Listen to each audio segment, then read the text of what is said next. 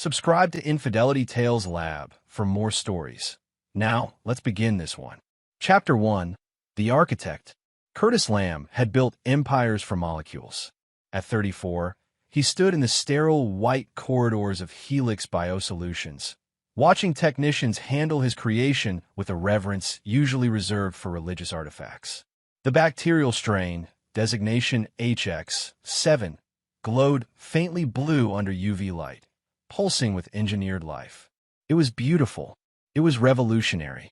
It was his. Dr. Lamb, a young researcher, Ton Bird, approached nervously. The cascade sequence is showing those fluctuations again. Curtis nodded, already pulling up the data on his tablet.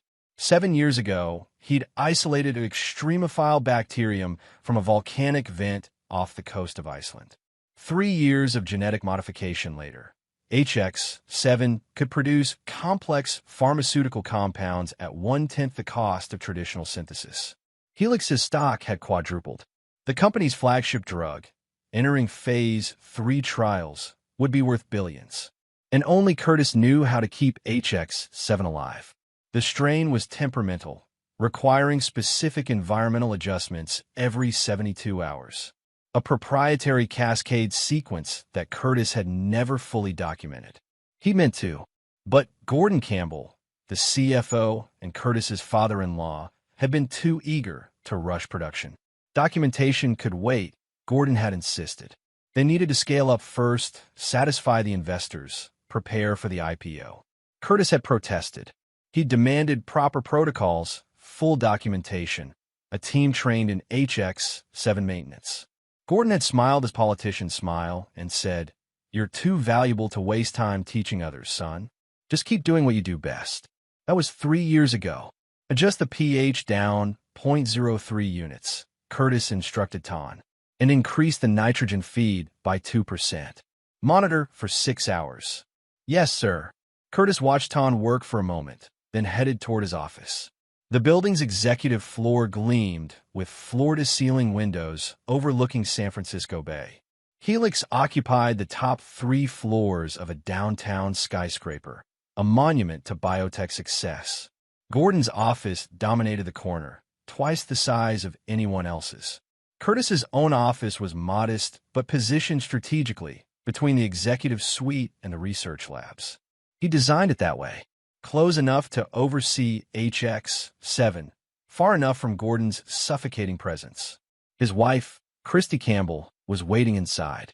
"We need to talk," she said, closing the door behind her. Christy was beautiful in the way expensive things are beautiful, polished, maintained, intimidating. They'd met at Stanford, where Curtis had been finishing his PhD and Christy was getting her MBA. She'd been charming then, interested in his research, supportive of his obsessive work hours. The daughter of a successful executive, she understood ambition. The marriage had been strategic on both sides, Curtis realized now. She'd wanted a brilliant husband to display at cocktail parties. Gordon had wanted Curtis's genius locked into the family business. "Your brother screwed up again," Curtis said, not looking up from his computer. Christie's jaw tightened. Dale Campbell, Gordon's son from his first marriage, was Helix's VP of Research Development, a title that meant nothing given his incompetence. Dale was 36, handsome in a soft-jawed way, and utterly convinced of his own brilliance despite evidence to the contrary. Dale said you sabotaged his presentation. Curtis finally looked at her. Dale's presentation was wrong. The efficacy numbers he cited don't exist. I corrected him before he embarrassed himself in front of the FDA. He says you humiliated him. He humiliated himself by not doing basic fact-checking. Christy crossed her arms. My father wants you to apologize. For what? Preventing Dale from committing fraud. Don't be dramatic. Dale made a mistake. Dale makes a lot of mistakes. Curtis pulled up a folder on his screen. In the last 6 months, he's misreported data 4 times, approved contaminated samples twice, and bypassed safety protocols that could have killed someone. I've covered for him every time because Gordon asked me to. Because he's family. No, Christy, because your father is terrified that if Dale's incompetence becomes public, it'll affect the IPO. She stepped closer, her voice dropping. Curtis, we're 3 months from going public. 3 months from being worth $500 million. Can you please just play nice with Dale until then? Curtis studied his wife's face, searching for any sign of the woman he'd married. He found only calculation. What did Dale tell Gordon? Christy hesitated. That you're trying to undermine him. That you're jealous of his position. Curtis laughed, a short, bitter sound. Dale has a position because Gordon gave it to him.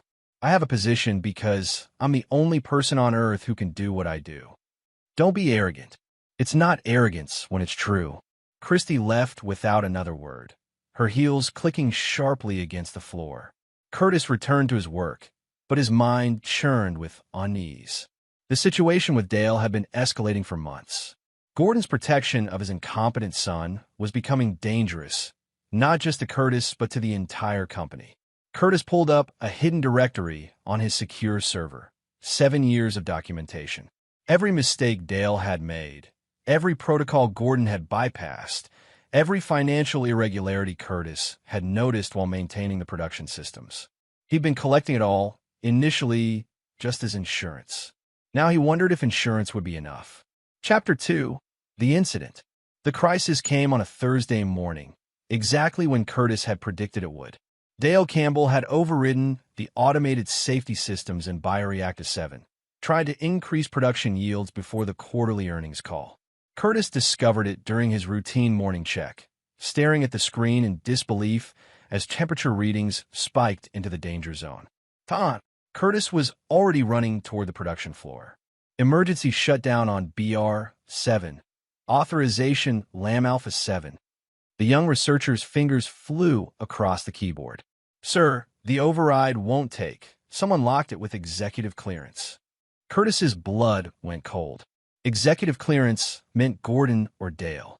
He grabbed his phone, calling Dale directly. What? Dale's voice was irritated. BR-7 is critical. You need to release the executive lock now. I'm running an optimization protocol. The yields were too low. The protocol is killing HX7, the thermal stress alone. I know what I'm doing, Curtis. Maybe if you weren't so conservative with the parameters. Curtis hung up and called Gordon. No answer. He tried Christy. Voicemail. Manual override. Physically cut the power if you have to. But it was too late. Curtis watched the bioreactor's readings cascade into failure. The bacterial colony, stressed beyond tolerance, began producing toxic compounds instead of the intended pharmaceutical. In 12 seconds, $30 million worth of product became hazardous waste. The alarms were still blaring when Dale appeared, face red with fury. What did you do? Dale shouted over the noise. Curtis stared at him, genuinely speechless. What did I? You overrode the safety protocols. I was improving the yield. You shut it down out of spite. I tried to shut it down to save the culture. You locked me out. Other researchers had gathered, watching the confrontation. Ton stood frozen, still holding the emergency shutdown tablet. Dale stepped closer, his voice dropping to a venomous whisper. You've been sabotaging me since day one. You can't stand that I have authority here. Well, guess what? My father owns this company, and you're just an employee. Curtis felt something break inside him. Not anger, but clarity. He'd been protecting these people, shielding them from the consequences of their own incompetence. And this was the gratitude he received. Dale, Curtis said quietly, you just destroyed a $30 million culture because you don't understand basic bioreactor dynamics. That's not sabotage. That's natural selection. Dale's fist came fast, catching Curtis on the cheekbone. Curtis stumbled back, more from surprise than force. The lab went silent. Ton gasped. Someone yelled for security. Curtis touched his face, felt blood. He looked at Dale, who was breathing hard, fists still clenched. Feel better? Curtis asked. You're done, Dale spat. I'm telling my father everything. About your insubordination, your sabotage, your jealousy. You'll be lucky if we don't sue you. Curtis nodded slowly. Okay. The simplicity of the response seemed to confuse Dale. He'd expected anger, defensiveness, fear. Instead, Curtis simply walked to his office, closed the door, and began making copies of 7 years of carefully organized files. By noon, Gordon Campbell had summoned him to the executive floor. Gordon's office was decorated with symbols of success, awards, photos with politicians, a view that cost 6 figures per square foot. The CFO sat behind his mahogany desk like a king granting audience. "Curtis." Gordon's tone was disappointed father, not businessman. "What happened today is unacceptable." "I agree." "Dale's override of the safety systems." "I'm talking about your attitude." Gordon leaned back in his chair. "Dale came to me in tears.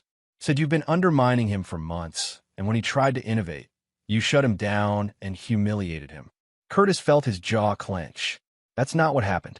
"No, because there are a dozen witnesses who saw you argue with him, saw you shut down his optimization protocol, saw him defend himself."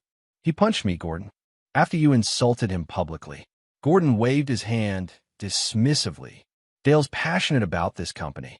Maybe he overreacted, but you pushed him to it." Curtis stared at his father-in-law, understanding fully for the first time how this would go. Dale's version was the version that would stand. Because Dale was family, and Curtis, for all his genius, was not. "I want a formal apology," Gordon continued. "Tomorrow, at the all-hands meeting, you'll apologize to Dale publicly for your behavior and commit to being a better team player." "No."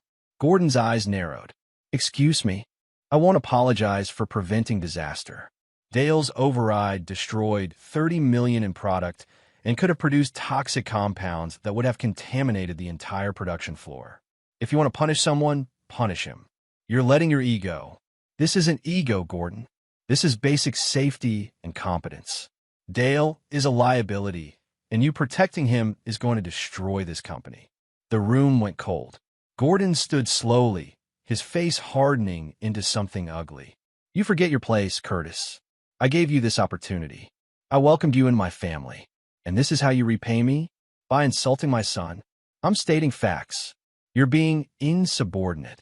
Gordon's voice rose. "And unless you want to lose everything, your position, your reputation, your marriage, you'll do what I say." Curtis felt strangely calm. He'd known this moment would come eventually. Gordon was a man who saw the world in terms of control and submission. Curtis had been useful, so he'd been tolerated. But the moment he challenged the family hierarchy, he became expendable. "I'll think about it," Curtis said finally.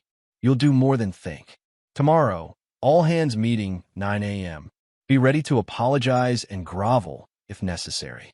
Or you're off the project until you do." Curtis nodded and left, his mind already working through calculations. Not scientific ones this time. Personal ones. Chapter 3. The Declaration.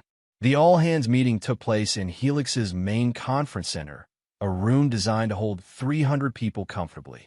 Today it was packed, standing room only. Word had spread about yesterday's confrontation. Everyone wanted to see what would happen next. Curtis arrived exactly at 9, wearing his usual lab coat over dark jeans and a button-down shirt. He looked calm, almost serene. Dale sat in the front row, wearing a designer suit and a smug expression. Christie sat beside him, avoiding Curtis's gaze. Gordon stood at the podium, his presence commanding attention. "Thank you all for coming," Gordon began. "We're here today to address an incident that occurred yesterday. As many of you know, there was a confrontation between Dr. Curtis Lamb and Dale Campbell, our VP of Research Development. The room was silent, electric with anticipation. "I want to be clear about our company values," Gordon continued. "At Helix, we're family. We support each other, lift each other up, and resolve conflicts professionally. What happened yesterday fell short of that standard." Curtis stood against the back wall, watching Gordon perform. Curtis Lamb has made significant contributions to this company. His work on HX7 has been valuable. However, his behavior toward Dale, his insubordination, his public disrespect, cannot be tolerated. Some people shifted uncomfortably. Others nodded along. Curtis saw Ton Bird in the middle of the room, looking distressed. Therefore, Gordon's voice rose with authority. "Until Curtis Lamb offers a sincere public apology to my son, he is removed from the HX7 project and all critical research initiatives." Gasps rippled through the crowd. Removing Curtis from HX7 was like removing a heart surgeon mid-operation. Gordon's eyes found Curtis in the back. "Curtis, would you like to say something?" The room turned as one, 300 pairs of eyes locking onto him. Curtis felt the weight of the moment, the expectation of humiliation. Gordon wanted him broken, apologizing, submitting to the family hierarchy. Curtis pushed off the wall and walked down the center aisle, his footsteps loud in the silence. People parted for him. He reached the front, turned to face the crowd, and smiled. "Okay," he said simply. Gordon blinked. "Okay, what?" "Okay, I accept your decision." The confusion on Gordon's face was almost comical. This wasn't in the script. Curtis was supposed to argue, defend himself, maybe even apologize. Instead, he just agreed. "So, you'll apologize?" Dale called out, unable to hide his excitement. Curtis turned to look at him. "No, I accept being removed from the project." The room erupted in whispers. Gordon held up his hand for silence. "Curtis, think carefully about what you're doing. Without the HX7 project, you have no position here. I understand. This is your career, your reputation. I'm aware." Gordon's jaw clenched. He played his power card, and Curtis had simply folded. It felt wrong, anticlimactic. But what could Gordon do? He'd made his ultimatum public. He had to follow through. "Fine," Gordon said coldly. "Security will escort you to collect your personal items. You're restricted from all labs and production facilities immediately." Curtis nodded and turned to leave. As he passed Tom Bird, he paused. "The cascade sequence needs adjustment in 68 hours, he said quietly. "You have my notes." Tom looked terrified. "Dr. Lamb, I don't know how. You'll figure it out." Curtis kept walking. The crowd parted again, and Curtis returned to the back of the room. 2 security guards were already waiting. He went with them peacefully, leaving 300 people stunned in his wake. The next morning, Curtis arrived at Helix at 7 a.m. The security guards recognized him and waved him through. His badge still worked. He went directly to his office, pulled out 3 cardboard boxes, and began packing. 7 years of his life fit into 3 boxes. Books, a few personal photos, his collection of geological samples from Iceland. He left the diplomas on the wall. Let them remember what they'd lost. Gordon appeared in the doorway at 8:30, earlier than his usual 10 a.m. arrival. He looked smug, satisfied with himself. "Learned your lesson?" Gordon asked, leaning against the doorframe. Curtis carefully placed a framed photo of DNA helixes into the last box. "I learned a lot working here, Gordon. Thank you for that. Ready to apologize now?" "Dale's willing to be gracious if you are." Curtis sealed the box with tape, then pulled out an envelope from his desk drawer. His resignation letter, written last night, formal and final. "I won't be apologizing," Curtis said, handing Gordon the envelope. "I'm resigning, effective immediately." Gordon's smug expression faltered. He opened the envelope, scanned the letter, and his face went pale. "You can't resign. You're under contract. My contract has a termination clause. I'm exercising it. I have to give 30 days notice, but since you removed me from all projects yesterday, I assume I'll be spending those 30 days at home." "Curtis, let's talk about this." "There's nothing to talk about. I'm done." Gordon's voice hardened. "You realize you can't work in this field again? I'll make sure of it." And Christy. Christy chose her side yesterday when she sat next to Dale. Gordon stepped into the office, closing the door. His businessman facade cracked, revealing something desperate underneath. "Curtis, be reasonable. The IPO is in 3 months. We need you until then. After that, you can name your price. Triple your salary, equity, whatever you want. I don't want anything from you. HX7 needs maintenance. The cascade sequence is documented in my notes. Train someone else. No one else can." Gordon stopped, realization dawning. "You're the only one who knows how." Curtis picked up his boxes. "That was your decision, not mine. I tried to train a team. You said it was a waste of time. You wanted to keep me essential, keep me trapped. Congratulations. You succeeded until you didn't." He moved toward the door. Gordon didn't move. "Curtis, please. Think about what you're doing. You're not just hurting me. You're hurting Christy, everyone who works here." "I am thinking, Gordon.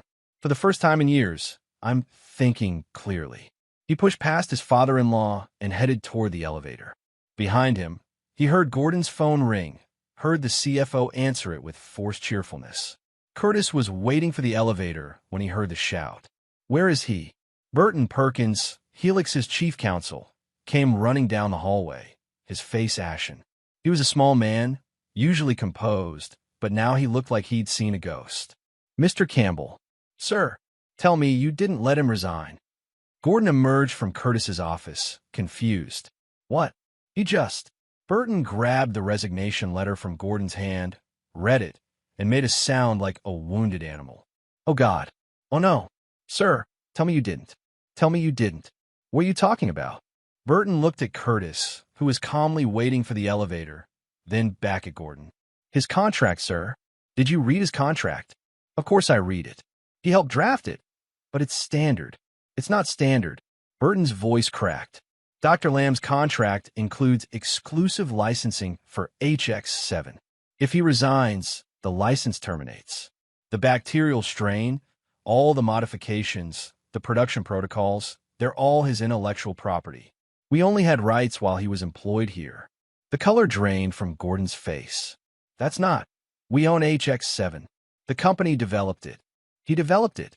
Here, yes, but the original isolation was his personal research. We licensed it from him, conditional on his employment. I flagged this 7 years ago, but you said he'd never leave, that he was family." Curtis's elevator arrived. He stepped in, turned to face the hallway, and pressed the button for the lobby. Gordon stood frozen, the resignation letter crumpling in his fist.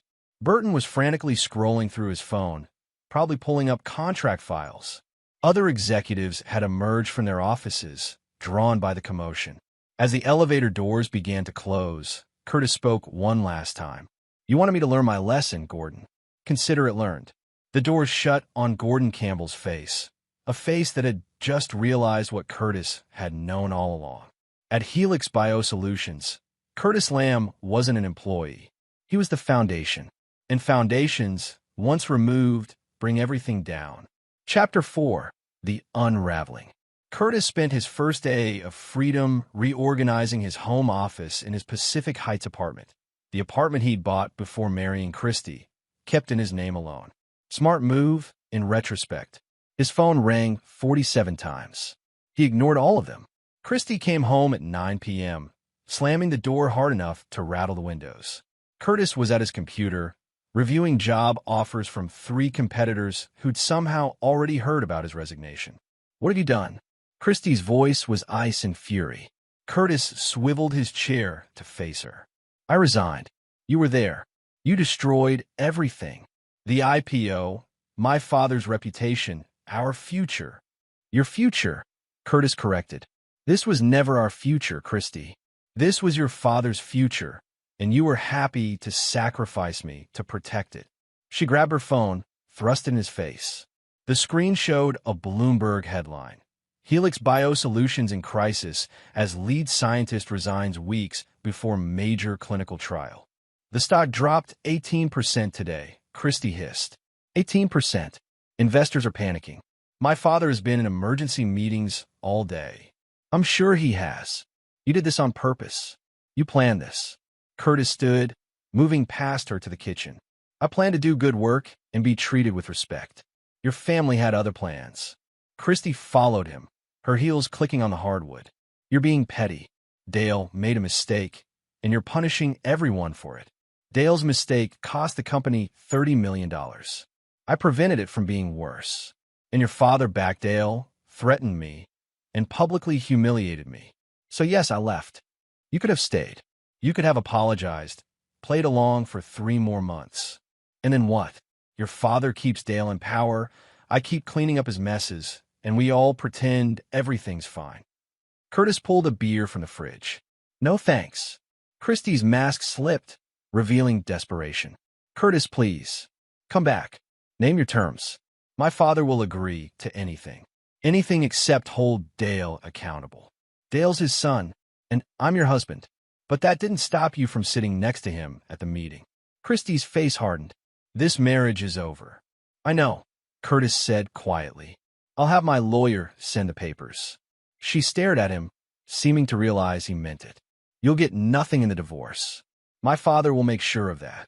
I don't want anything from you or your father. Keep it all. Curtis took a drink. I just want to be free of the Campbell family. Christy left without another word. Curtis finished his beer alone, then returned to his computer and accepted the job offer from Meridian Biotech, Helix's biggest competitor. They'd offered him double his previous salary, full research autonomy, and a percentage of any patents he developed. The contract was signed by midnight. At Helix Biosolutions, the crisis was escalating faster than anyone had predicted. Ton Bird stood in the production facility at 3 a.m., staring at bioreactor readings that made no sense. The HX7 culture was degrading, slowly but measurably. The cascade sequence was due in 18 hours, and Curtis's notes, extensive as they were, read like instructions written in a foreign language. Try increasing the nitrogen feed, Dale Campbell suggested, standing behind him with his arms crossed. Dr. Lamb's notes say that destabilizes the culture during the preliminary phase, Ton replied nervously. Dr. Lamb isn't here anymore, and my way makes more sense. Tom wanted to scream. Dale's way had destroyed BR7, but Dale was VP of Research Development, and Tom was a junior researcher who wanted to keep his job. Yes, sir, Ton said, making the adjustment. 30 minutes later, the degradation accelerated. Gordon Campbell convened an emergency board meeting at 6 a.m. Friday morning. The board members arrived grim-faced, having seen the stock price and the media coverage. Gentlemen, ladies, Gordon began, his politician's smile firmly in place. We're facing a temporary setback, but temporary? Lawrence Rosario, the board chairman and a ruthless venture capitalist, cut him off. Gordon, your lead scientist just quit. The scientist who created your only viable product. That's not temporary. That's catastrophic. We have his notes. We have a team. His team doesn't know what they're doing. This from Marlon Peters, the board's technical advisor and a biotech veteran. I've been reviewing the situation. Curtis Lamb didn't just create HX7. He is HX7. The strain requires constant adjustment, and he never fully documented his maintenance protocols. He was supposed to document everything. Gordon protested. You never gave him time. Marlon shot back. You pushed for rapid scaling, rush production, prioritize the IPO timeline over proper scientific protocols. And now you're paying the price. Walter Thompson, representing the largest investor group, leaned forward. What's the plan to fix this? Gordon straightened. We're in negotiations to bring Dr. Lamb back. He's upset about the situation with my son, but I'm confident we can reach an arrangement. What situation with your son? Lawrence's eyes narrowed. The room went quiet. Gordon realized his mistake too late. There was a minor disagreement, Gordon hedged. Disagreement about what? Burton Perkins, the lawyer, cleared his throat miserably. Mr. Campbell's son, Dale, who is VP of Research Development, had an altercation with Dr. Lamb that resulted in property damage and assault. The board members exchanged glances. Assault, Lawrence repeated flatly. Dale was provoked. Gordon, Walter interrupted, his voice dangerous. Please tell me you didn't force your lead scientist to apologize to your son after your son assaulted him. Gordon's silence was answer enough. Lawrence stood abruptly. I'm calling for a vote of no confidence. Gordon, you're suspended pending investigation. Burton, you're interim CFO. Your first priority is getting Curtis Lamb back, whatever it takes. Your second priority is firing Dale Campbell. You can't fire my son. Watch me. Lawrence looked around the table. All in favor? Every hand went up. Chapter 5. The Cascade Failure. Curtis received the call from Burton Perkins at noon on Saturday. Dr. Lamb, please. The board is offering you a new contract. Full autonomy. Dale Campbell has been terminated. Gordon is suspended. No, Curtis said, sitting in a coffee shop in North Beach, enjoying his first peaceful weekend in years. Dr. Lamb, please, just listen to the offer. Burton, I signed with Meridian yesterday. I start Monday.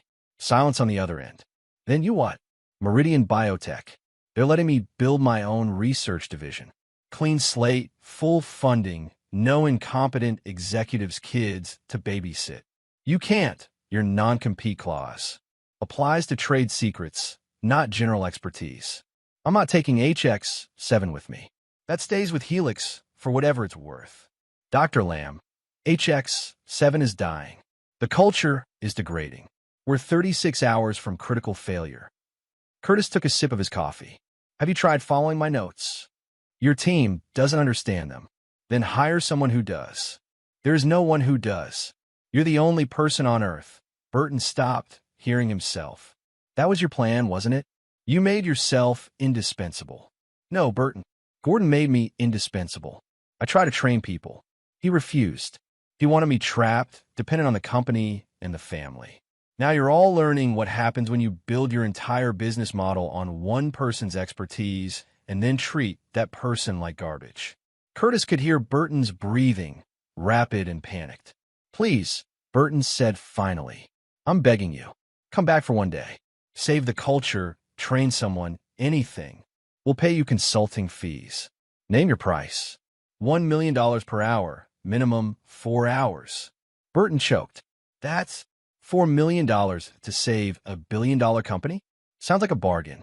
Curtis stood, dropping money on the table for his coffee. But let's be honest, Burton. Gordon won't pay it. He's too proud. He'll think he can fix this himself, or blame me, or find some legal way to force me back. And by the time he realizes he can't, it'll be too late. Dr. Lamb. Good luck, Burton. You're going to need it. Curtis hung up and blocked the number. By Sunday evening, HX7 was in free fall. The bacterial culture, stressed beyond recovery, had begun producing toxic compounds. The entire production facility had to be evacuated and sterilized. 7 years of careful cultivation died in 18 hours. Ton Bird sat in the empty lab, staring at dead cells under a microscope, and cried. He'd tried everything in Curtis's notes. He called in experts from Stanford and Berkeley. Nothing worked. The strain was gone. Dale Campbell had also been crying, though for different reasons. His termination had come with a humiliating exit interview where the board's investigators presented evidence of his incompetence. Dozens of incidents, all documented by Curtis over the years. Dale wasn't just fired, he was unhireable in the industry. Christy Campbell filed for divorce Sunday night, citing irreconcilable differences. Her lawyer had advised against it, given Curtis's growing reputation as the biotech genius who'd escaped the toxic Campbell family. Public sentiment was on Curtis's side, but Christy was furious and wanted revenge, even if it cost her. And Gordon Campbell sat in his home office, watching his empire crumble, and finally understood what he'd lost. Monday morning, Curtis walked into Meridian Biotech's headquarters in South San Francisco. The building was smaller than Helix, less ostentatious, but the lab spaces were state-of-the-art. Keenan Hull, Meridian CEO, met him personally. Dr. Lamb, welcome. We're thrilled to have you. Thank you. I'm looking forward to getting started. Keenan handed him a tablet. We've already set up your lab space. Your team is being assembled. I'm giving you full hiring authority. And I wanted you to see this. Curtis looked at the tablet. It showed a news article. Helix Biosolutions faces criminal investigation as HX7 production fails. Criminal? Curtis looked up, surprised. The FDA is investigating. Apparently, Helix rushed several safety approvals and possibly falsified some clinical trial data. Your departure triggered regulatory scrutiny, and what they found. Keenan shook his head. Gordon Campbell is looking at serious prison time. Curtis felt a cold shock. He documented Dale's safety violations, but he hadn't realized how deep the corruption went. Gordon must have been covering for Dale for years, falsifying reports, bribing inspectors. I had no idea, Curtis said honestly. We know. The investigation makes that clear. You were the only one maintaining proper protocols. Once you left, everything fell apart. Keenan clapped him on the shoulder. You're a hero in the industry right now. The scientist who refused to compromise his ethics, even at personal cost. Curtis thought about that. Hero felt wrong. He just wanted to be respected, to do good work. But the Campbell family had made that impossible. Come on, Keenan said. Let me show you your new kingdom. As they walked through Meridian's gleaming corridors, Curtis felt something he hadn't felt in years. hope. Chapter 6. The Revelation. The full scope of the disaster emerged over the next 2 weeks. The FDA's investigation revealed that Gordon Campbell had been systematically covering up Dale's mistakes for years. Contaminated samples marked as clean. Efficacy numbers inflated by 15 to 20%. Safety protocols ignored or falsified, all to maintain the appearance of success and keep the IPO on track. But the real bombshell came from an unexpected source. Marquis Liu, Helix's head of IT security.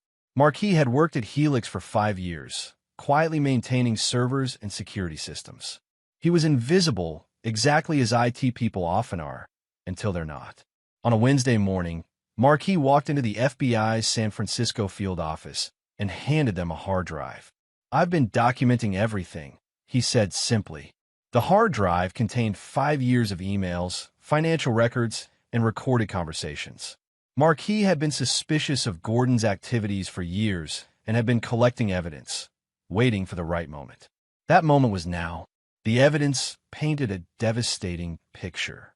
Gordon Campbell had been embezzling company funds, funneling money through fake consulting contracts and inflated supplier invoices. Over $12 million over 6 years. Dale Campbell had sexually harassed 3 female employees. Gordon had paid them off with company money and forced them to sign NDAs. One victim, Adela McKnight, had been a rising star in biochemistry before Dale's behavior drove her from the field entirely. Gordon had been engaging in insider trading, using knowledge of company developments to make strategic stock purchases through offshore accounts. Most damning, Gordon had known HX7 was unstable. Curtis had warned him repeatedly, sent him technical briefings explaining the risks. Gordon had ignored every warning because acknowledging the problem would have delayed the IPO. The FBI arrested Gordon Campbell on Thursday morning. The perp walk was filmed. Gordon in handcuffs, looking decades older, being led into a federal building while reporters shouted questions. Christy Campbell tried to distance herself, claiming ignorance. But emails revealed she'd known about the harassment payments, had helped her father hide assets. She was named as a co-conspirator. Dale Campbell fled to Mexico, was extradited within a week, and immediately tried to cut a deal by blaming everything on his father. Curtis heard about the arrest while working in his new lab at Meridian. Ton Bird, who'd followed Curtis to the new company, brought him the news. "Dr. Lamb, have you seen this?" Ton held up his phone, showing the perp walk video. Curtis watched in silence. He felt no satisfaction, no triumph, just tired sadness. "I knew Gordon was corrupt," Curtis said quietly. "I documented a lot of it, but I didn't realize how deep it went." "You could have exposed him years ago," Ton pointed out. "Maybe, but exposing Gordon would have destroyed Helix, and there were good people working there. People like you." Curtis returned to his microscope. "I hoped he'd retire, or the board would figure it out. I was naive." "You weren't naive. You were optimistic." Ton sat down. "Dr. Lamb, there's something else. Adela McKnight, one of the women Dale harassed, she's been trying to contact you." Curtis looked up. "What?" "She wants to thank you. She says your resignation gave her the courage to come forward. The FBI approached her after you left, and she told them everything." Curtis felt something crack in his chest, not breaking but opening. He thought he was just saving himself when he resigned. He hadn't realized he might be saving others too. "Give me your contact information," Curtis said. "I'd like to talk to her." Chapter 7. The Trial. The trial of Gordon Campbell became a media sensation. Federal prosecutors charged him with wire fraud, embezzlement, obstruction of justice, securities fraud, and conspiracy. Christie faced reduced charges in exchange for testimony against her father. Dale, true to form, blamed Gordon for everything and claimed he'd been manipulated. Curtis was subpoenaed as a witness. He testified for 3 days in late January, explaining the science, the protocols, and Gordon's systematic ignoring of safety concerns. On the stand, Curtis was calm and precise. He presented documentation dating back 7 years. Every warning he'd given, every corner Gordon had cut, every time Dale's incompetence had been covered up at Curtis's expense. The defense attorney, a slick corporate lawyer named Todd McMillan, tried to paint Curtis as a disgruntled employee seeking revenge. Isn't it true, Dr. Lamb, that you were jealous of Dale Campbell's position? No. You resented working under someone less qualified? I resented being forced to cover up incompetence that endangered people. Yet you never formally reported these concerns to the board. I reported them to Gordon Campbell, the CFO, and my direct superior. He ordered me to keep quiet. Todd pulled out an email. This email from Gordon states, "Curtis, I value your concerns, but Dale is learning. Please be patient." That hardly sounds like he was ordering you to stay silent. Curtis smiled slightly. That email is from March 2023. Let me read you an email from April. He pulled out his own folder. Gordon to me. Curtis, if you mention Dale's incident to anyone outside this company, I will destroy your career. That's not a threat. That's a promise. Family protects family. Should I keep reading? The courtroom went silent. Todd flipped through his papers, face reddening. No further questions. The prosecution called Adela McKnight to the stand. She was 38, a brilliant scientist who'd been forced out of her career by Dale's harassment. She testified about the assault, the hush money, Gordon's threats. He told me if I spoke out, he'd make sure I never worked in biotech again, Adela said, her voice steady despite the tears. And for 5 years, I believed him, until Dr. Lamb showed me you could stand up to the Campbells and survive. Curtis sat in the gallery, watching her testimony. After she stepped down, she found him in the courthouse hallway. "Thank you," Adela said simply. "I didn't do anything. You quit. You walked away from everything because it was the right thing to do." Adela smiled. "That's not nothing. That's heroic." Curtis shook his head. "I just wanted to be treated with respect." "Same thing," Adela replied. "In a toxic system, demanding respect is revolutionary." They talked for an hour, comparing experiences with the Campbell family. Adela had joined a different biotech company and was slowly rebuilding her career. She'd also started an advocacy organization for women in STEM facing harassment. "We're calling it the Lamb Initiative," Adela said, grinning at Curtis's embarrassed expression.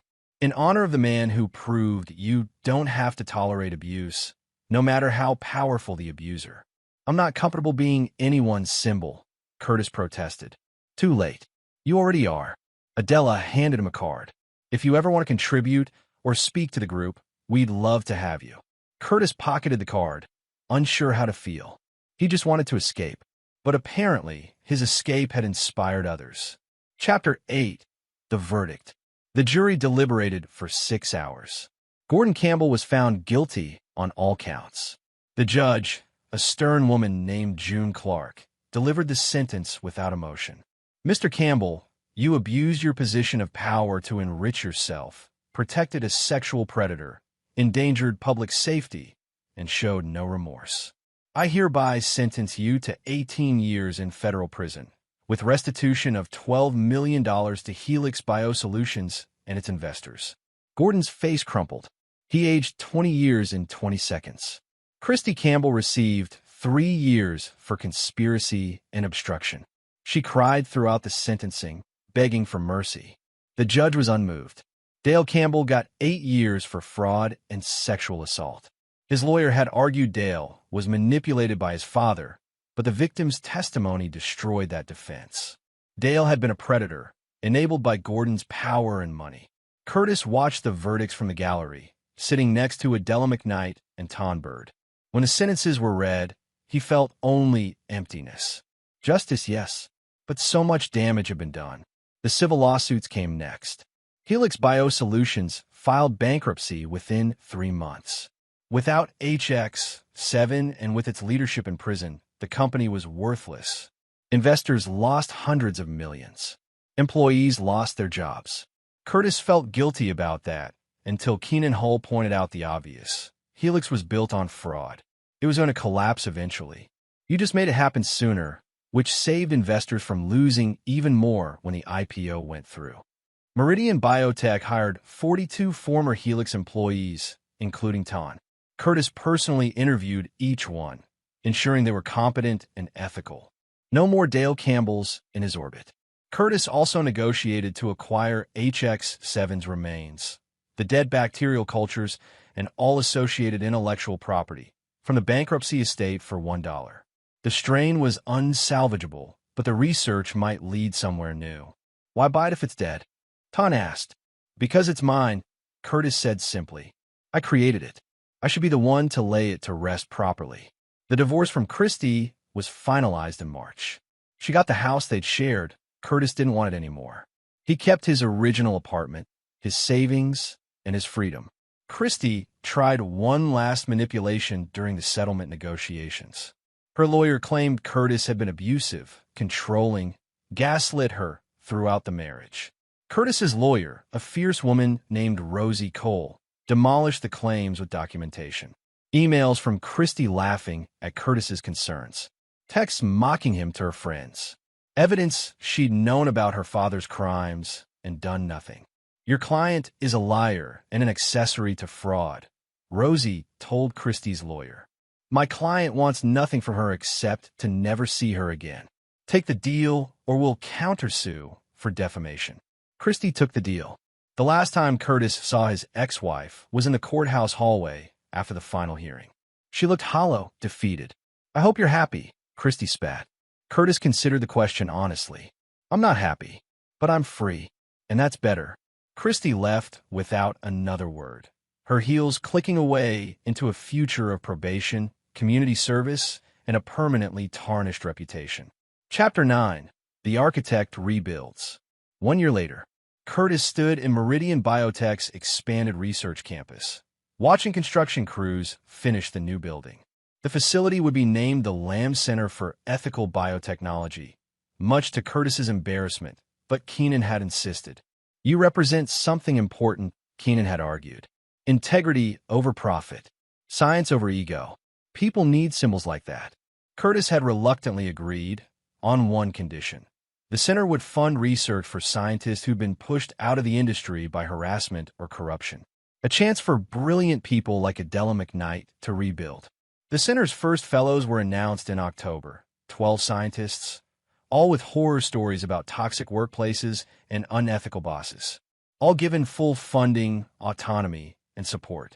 Adela was one of them.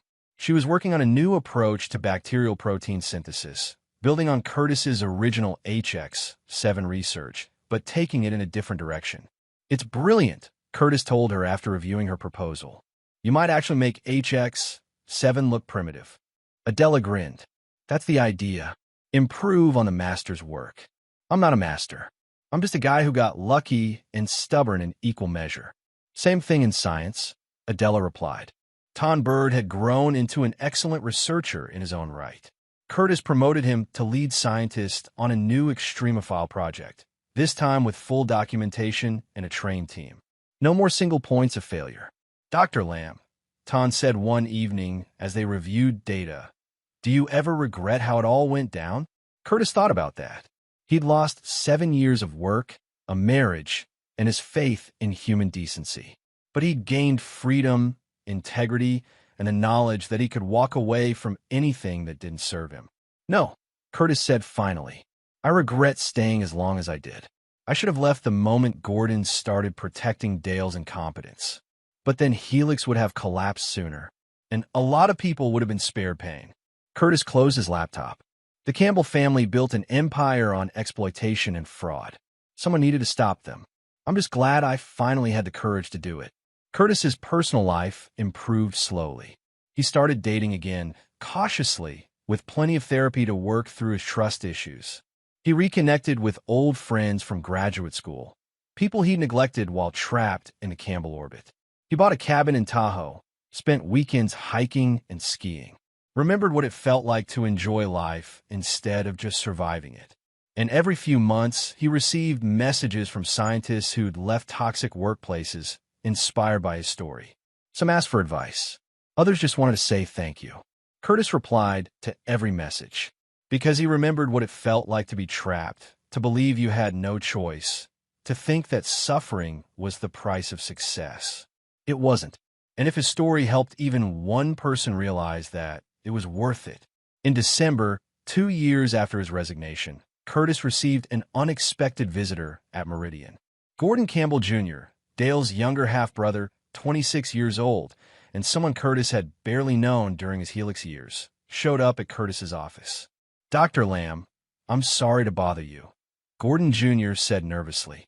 I know you have no reason to want to see me. Curtis studied the young man. He had Gordon Sr.'s features, but none of the arrogance. He looked genuinely miserable. What can I do for you?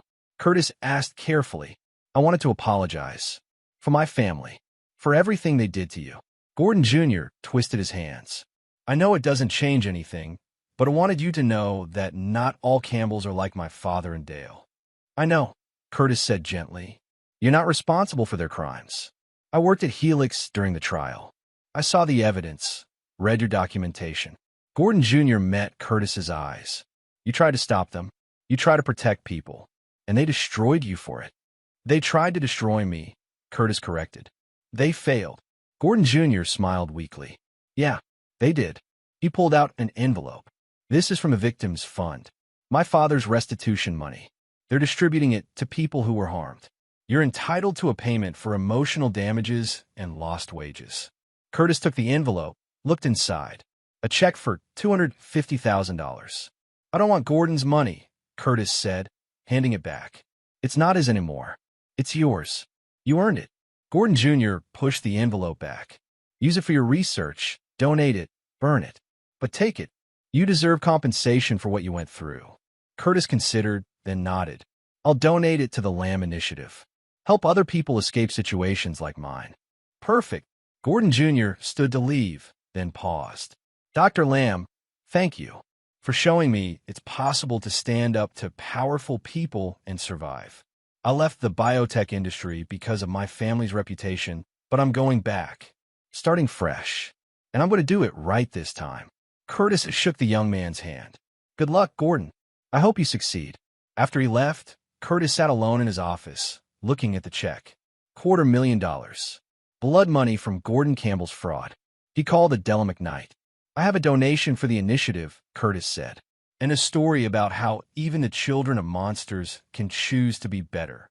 3 years after his resignation, Curtis Lamb stood on stage at a biotech conference in Boston, accepting the Kavli Prize for Innovative Research. His new bacterial strain, Meridian 1, developed with Adela McKnight and Ton Bird, was revolutionizing pharmaceutical production. Safer, more stable, and fully documented so anyone could maintain it. This award isn't just mine, Curtis said in his acceptance speech. It belongs to every scientist who's been told to compromise their ethics for profit, every researcher who's been harassed or exploited, every brilliant mind that was pushed out of this field by toxic leadership. He paused, looking out at the audience. He saw Adela in the third row, beaming. Tom beside her, Keenan Hull giving a thumbs up, and in the back, Gordon Campbell Jr., who'd become a successful researcher at a small, ethical startup. The Campbell family tried to break me, Curtis continued. They tried to make me believe I was nothing without them, that I should be grateful for their exploitation. They were wrong. And every day I show up to my lab, collaborate with brilliant colleagues, and do work I'm proud of, I prove them wrong again. The audience applauded. Curtis accepted the crystal trophy, felt its weight. This was real. This was earned. Not through intimidation or fraud or nepotism. Through talent, integrity, and the courage to walk away from anything less than respect. Thank you, Curtis finished. And to anyone out there in a toxic situation, wondering if they should stay or go, leave. It's terrifying. It's hard. But on the other side is freedom. And freedom, I promise you, is worth everything. The applause was deafening. Curtis Lamb, the man who'd walked away from everything, had built something better. And this time, no one could take it away. Epilogue. 5 years later, Gordon Campbell died in federal prison from a heart attack. The obituaries were brief and unflattering. Dale Campbell was released after 6 years for good behavior, tried to rebuild his life, and ended up working a minimum wage job after every biotech company rejected him. Christy Campbell remarried, a much older man, rich and controlling. She seemed, from Curtis's perspective, to have learned nothing. Gordon Campbell Jr. became a successful researcher and named his first daughter Ada, after Adela McKnight, who'd shown him what ethical science looked like. Curtis never remarried. He dated occasionally, enjoyed his freedom, and poured his energy into research and mentorship. The Lamb Center produced breakthrough after breakthrough, all conducted with rigorous ethics and transparent protocols. On the 10-year anniversary of his resignation from Helix, Curtis returned to the original site where he discovered the extremophile bacteria that led to HX7. Iceland's volcanic vents, harsh and beautiful. He stood on the black sand beach, breathing cold air, and felt at peace. He'd been the foundation of an empire built on fraud. He'd walked away, and he'd built something better. Not bad for a guy who just wanted to be treated with respect. Curtis Lamb smiled and headed home. And there you have it. Another story comes to an end. What did you think? I'd love to hear your thoughts in the comments below. If you enjoy this story, consider joining our community by subscribing. It means the world to us. For more stories like this one, check out the recommended videos on screen. And I'll see you there. Welcome back to another story on Infidelity Tales Lab. Before we begin, tell us, where in the world are you watching from? Now, let's dive into today's story. Chapter 1. The Collapse. Doug Woods had always prided himself on being unshakable. 20 years in the construction business had taught him to read people like blueprints, to spot weakness in both foundations and character. But as he sat in the sterile hospital waiting room, his calloused hands trembling around a lukewarm coffee cup, he felt his world tilting on its axis. Emma, his 10-year-old daughter, had collapsed during recess. The school nurse called it a sudden episode, whatever that meant. One moment she was laughing with her friends on the playground, the next she was unconscious on the asphalt. Doug had dropped everything, leaving his construction crew mid-pour on the Henderson project, and raced to Mercy General Hospital. The emergency room doctor, a tired-looking woman in her 50s, had taken Emma back for tests immediately. That was 2 hours ago. Doug checked his phone for the 100th time. No word from Tanya, his wife of 12 years. She wasn't answering her calls, and her location services showed she was at the Riverside Mall, probably shopping again, oblivious to the crisis. Mr. Woods? A young nurse with worried eyes approached him. Her scrubs were wrinkled, and she kept glancing back toward the emergency department doors. Sir, I need you to call your wife right now. She needs to get here immediately. Doug's blood ran cold. What? Why? No time to explain. Just hurry.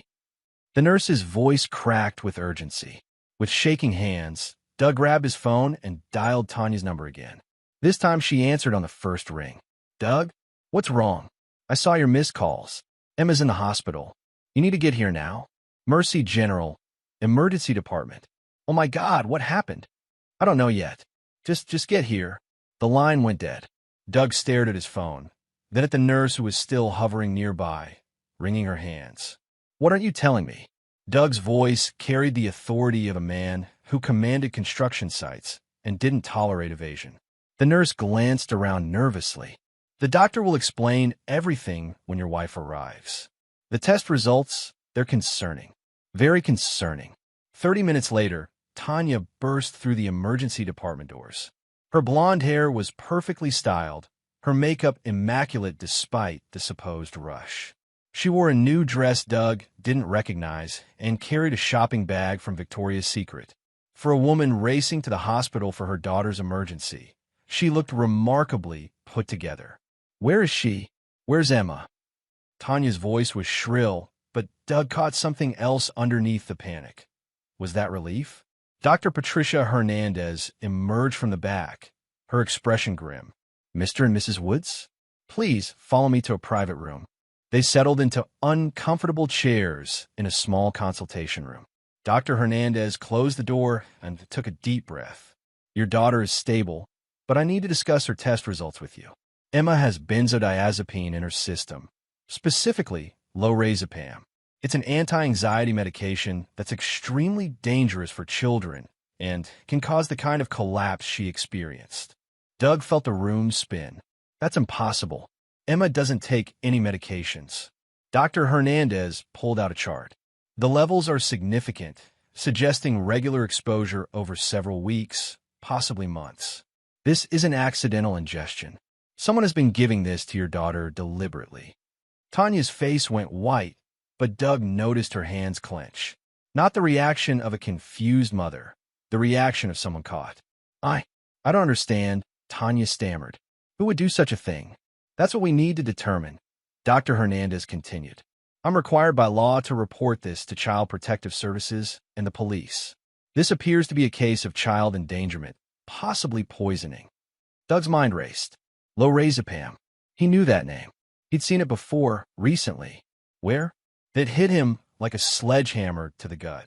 Tanya's purse. 2 weeks ago, he'd been looking for breath mints and found a prescription bottle with that exact medication. When he'd asked about it, she'd said it was for her nerves and that her doctor had prescribed it for her job stress. She worked part-time at a dental office, hardly a high-stress career. But why would Emma have it in her system unless? Doug looked at his wife, really looked at her. The new clothes, the perfect appearance despite the emergency, the way she'd been working late so many nights, the mysterious phone call she took in the other room. The pieces started falling into place with devastating clarity. Doctor, Doug said slowly, I need to speak with my wife privately for a moment. Dr. Hernandez nodded. I'll give you 5 minutes. Then we need to discuss next steps. When the door closed, Doug turned to face Tanya. His voice was barely above a whisper, but it carried the weight of a wrecking ball. You've been drugging our daughter. Tanya's perfectly applied mascara started to run. Doug, you've been giving her your anxiety medication to make her sleep so you could sneak out, so you could cheat. The accusation hung in the air like poison gas. Tanya's mouth opened and closed, but no sound came out. How long? Doug's voice was getting quieter, more dangerous. How long have you been poisoning my daughter to cover up your affair? Chapter 2. The Unraveling Truth. Tanya's composure cracked like thin ice under pressure. Doug, please, let me explain. Explain. Doug stood slowly, his 6'3" frame casting a shadow over his wife. Explain how you've been drugging our 10-year-old daughter? Explain who you've been fucking while Emma lay unconscious in her bed. The crude word hit Tanya like a slap. In 12 years of marriage, Doug had never spoken to her that way. He'd been raised by a religious grandmother who taught him to treat women with respect. But respect was earned, and Tanya had just lost every ounce she'd ever possessed. It's not what you think, she whispered. Then tell me what it is. Tanya looked toward the door as if planning an escape, but Doug's presence blocked any exit. I met someone. At work. It started innocently, just coffee, but you decided to drug our daughter so you could sleep with him. Only gave her half a pill, just enough to help her sleep deeper. I thought it would be better if she didn't know I was gone. Doug's hands clenched into fists. In his line of work, he'd learned to control his temper. Construction sites were dangerous enough without hotheads swinging hammers. But right now, he wanted to put his fist through the wall.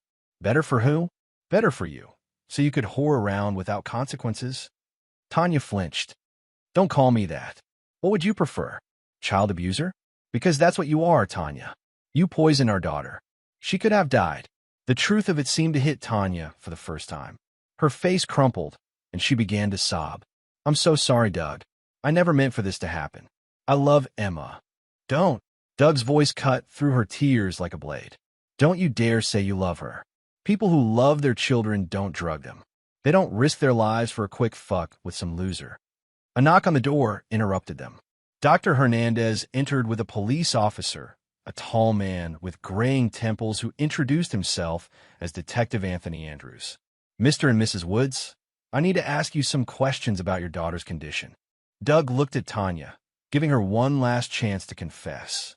She remained silent, still crying into her hands. Officer, I believe my wife has been giving Emma medication without my knowledge or consent. Detective Andrews pulled out a notepad. What kind of medication? Lorazepam. My wife has a prescription, and I believe she's been giving it to Emma to make her sleep while she... Doug paused, choosing his words carefully. While she conducted an extramarital affair. The detective's eyebrows rose. Ma'am, is this accurate? Tanya looked up, her makeup completely ruined. I made a mistake. I only wanted Emma to sleep better. I didn't think. How long has this been going on? Detective Andrews asked. Maybe 6 weeks? Doug felt something cold and hard settle in his chest. 6 weeks. 6 weeks of poisoning his daughter. 6 weeks of betrayal. Ma'am, I'm going to need you to come to the station for questioning. Mr. Woods, you'll need to speak with Child Protective Services. Given the circumstances, Emma will need to remain in the hospital for observation, and there will be an investigation into her living situation. The next few hours passed in a blur of forms, interviews, and devastating revelations. Tanya was arrested on charges of child endangerment and administered medication without a prescription. Emma woke up groggy but alive, asking for her mother with innocent eyes that nearly broke Doug's heart. As evening fell, Doug sat alone in Emma's hospital room, watching his daughter sleep naturally for the first time in weeks. Detective Andrews had given him preliminary details about Tanya's affair. The man's name was Kirk West, a pharmaceutical sales representative who frequented the dental office where Tanya worked. He was married with 2 kids of his own. Doug's phone buzzed with a text from his foreman. Henderson, poor finished clean. Take all the time you need, boss. But Doug wasn't thinking about concrete or construction schedules. He was thinking about Kirk West, about Tanya, and about the fact that Emma could have died because 2 selfish adults couldn't keep their hands off each other. Doug Woods had built his reputation on delivering exactly what was promised when it was promised. He'd never broken a contract, never left a job half-finished, never failed to collect on a debt.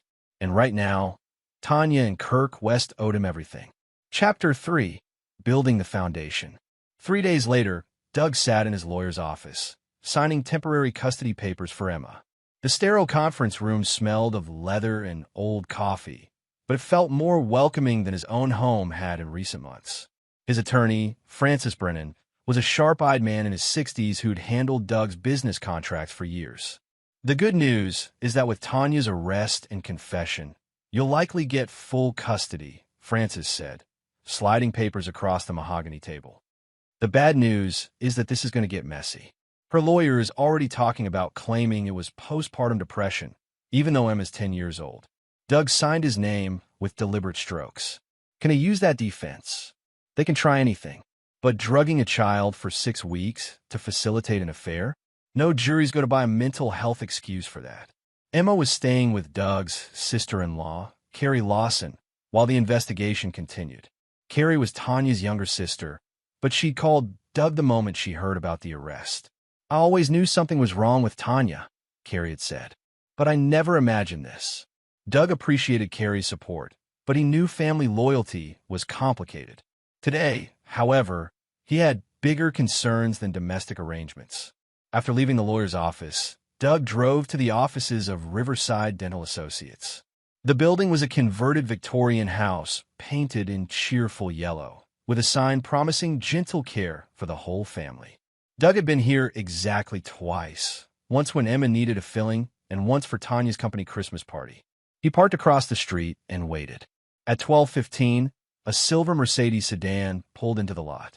Doug recognized the man who stepped out from the DMV records Francis had obtained. Kirk West, 34 years old, married to Veronica West, father to 2 young children. He was shorter than Doug had expected, maybe 5'10", with the kind of artificial tan and carefully styled hair that screamed vanity. Kirk walked into the dental office with the confidence of a man who had no idea his world was about to collapse. Doug waited another hour before a red Honda Civic pulled up. He recognized the woman who got out, Michelle Craig, the office manager at Riverside Dental. Doug had met her at the Christmas party, a gossipy woman in her 40s who seemed to know everyone's business. Doug approached her as she walked toward the building. "Michelle? I'm Doug Woods, Tanya's husband." Michelle's face immediately shifted to an expression of awkward sympathy. "Oh, Doug, I heard about. Well, I'm so sorry about everything. I was hoping I could talk to you about Kirk West." Michelle glanced toward the building nervously. "I don't think I should. My daughter almost died because of what he and my wife were doing." Doug's voice carried the weight of controlled fury. "I'm not asking you to betray confidences. I'm asking you to help me understand how long this has been going on." Michelle looked around the parking lot, then sighed. "There's a coffee shop around the corner. Meet me there in 20 minutes. 20 minutes later, Doug sat across from Michelle in a booth at Hometown Cafe. She stirred her latte nervously while glancing at the door. "Kurt's been coming to our office for about 8 months, she began. "He's a pharmaceutical rep, so we see him regularly." But about 2 months ago, I noticed he started scheduling his visits specifically when Tanya was working. What did you notice? They would talk for long periods, supposedly about dental supplies, but I could tell it was personal.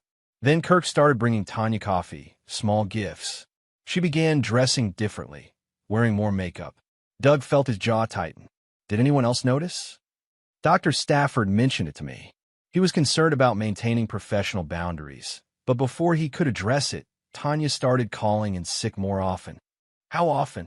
2 or 3 times a week for the past month. She'd call an hour before her shift, claiming Emma was sick or she had a family emergency.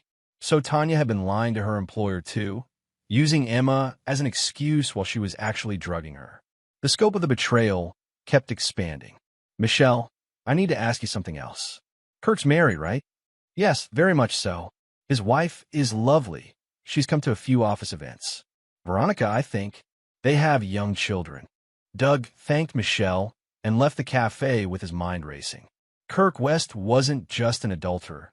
He was a family man willing to destroy 2 households for his selfish desires. And based on what Michelle had said, he was the aggressor in pursuing Tanya. That evening, Doug sat in his home office, surrounded by files, laptop open, and a bottle of whiskey he hadn't touched. The house fell hollow without Emma's laughter echoing through the halls. Tanya's absence was less noticeable. He realized now that she'd been emotionally gone for months. Doug pulled up Kirk West's social media profiles. The man lived his life online, posting photos of family vacations, business achievements, and inspirational quotes about success and integrity. The hypocrisy was nauseating. But social media also revealed useful information. Kirk coached his son's Little League team. He was active at his church. He had recently been promoted to regional sales manager. He drove a leased Mercedes and lived in an upscale subdivision called Willowbrook Estates. Doug opened a new browser tab and began researching Willowbrook Estates. Property values, homeowner association rules, recent sales. Then he looked up Kirk's employer, Meridian Pharmaceuticals. By midnight, Doug had compiled detailed profiles on both Kirk and Tanya. Their routines, their weaknesses, their pressure points. He'd learned that Kirk's wife, Veronica, was a pediatric nurse who worked at the children's hospital. She would be devastated to learn her husband was involved in drugging a child. Doug had built his construction business by understanding that every project required careful planning, quality materials, and precise execution. Revenge, he was learning, required the same approach.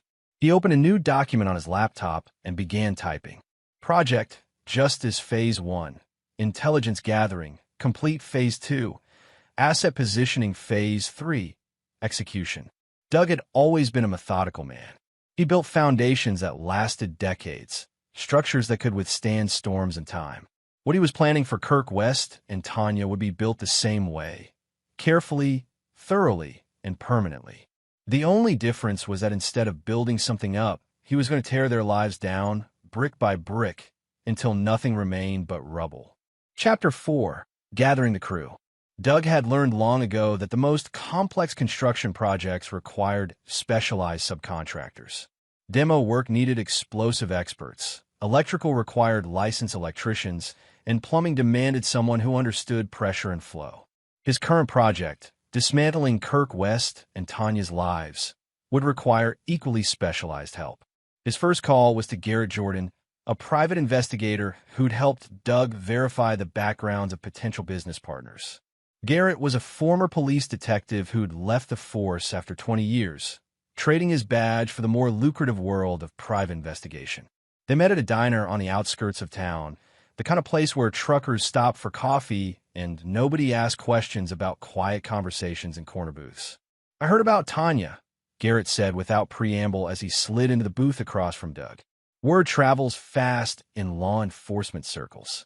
Then you know why I'm here. Garrett studied Doug's face. I know you're probably thinking about doing something stupid. I'm hoping you're smart enough to let the system handle this. The system. Doug's laugh was bitter. The system will give Tanya probation and therapy. Kirk West will get a slap on the wrist, if that. Meanwhile, my daughter almost died. So what are you thinking? Doug leaned forward. I want everything on Kirk West.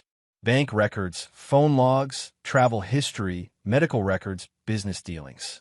I want to know every secret he's hiding, every lie he's told, every corner he's cut. That's going to cost you. Money's not an issue. Garrett was quiet for a long moment. Doug, I've known you for 5 years. You're not a vindictive man. You're talking about crossing lines here. They crossed the line when they poisoned my daughter. And what exactly are you planning to do with this information? Doug met Garrett's gaze steadily. Kirk West built his life on lies and deception. I'm going to show everyone who he really is. Garrett sighed. I'll get you what you need. But Doug, be smart about this. Don't do anything that's going to land you in prison. 2 days later, Garrett delivered a thick folder to Doug's construction trailer. The contents were more explosive than Doug had hoped. Kirk West's financial records revealed a gambling problem he'd hidden from his wife. He'd been using company credit cards for personal expenses, including hotel rooms for his affair with Tanya. Most damning, he'd been selling prescription drug samples on the side, a federal crime that could result in prison time. This is how he got the lorazepam, Garrett explained. He's been skimming anxiety medication samples and selling them to people without prescriptions. Your wife wasn't buying it on the street. She was getting it directly from Kirk. Doug felt a cold satisfaction settle in his chest. Kirk wasn't just an adulterer. He was a drug dealer who'd contributed to poisoning a child. There's more, Garrett continued. I tracked his phone records. He's been having affairs for years.